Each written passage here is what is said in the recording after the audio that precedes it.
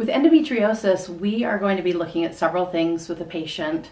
Oftentimes, patients don't know if they have endometriosis. They may have really bad PMS or severe cramps during their menstrual cycle, but they don't quite know yet definitively if they have endometriosis. Unfortunately, the only way to know is it is invasive, but it's a minor surgery where they do a laparoscopy and they look inside. So it's not the most pleasant option, but that way you at least get a definitive diagnosis.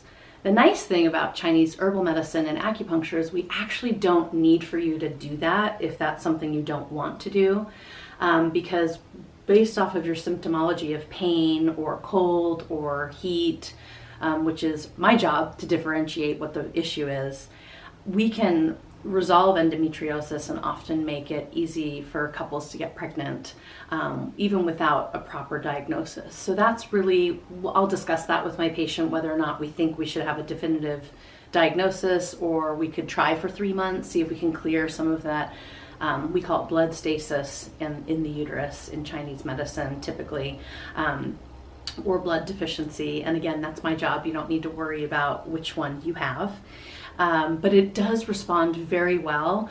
Some experts believe that there's an immunological aspect to endometriosis. There's a little bit of controversy right now, but autoimmunity problems are on the rise, unfortunately. And some people may have that piece as well.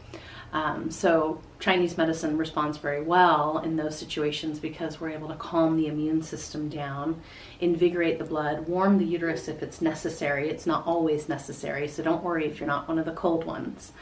But it does respond well, and it helps with implantation, which is critical for that embryo to stick, whether you're trying naturally or you're preparing for IVF.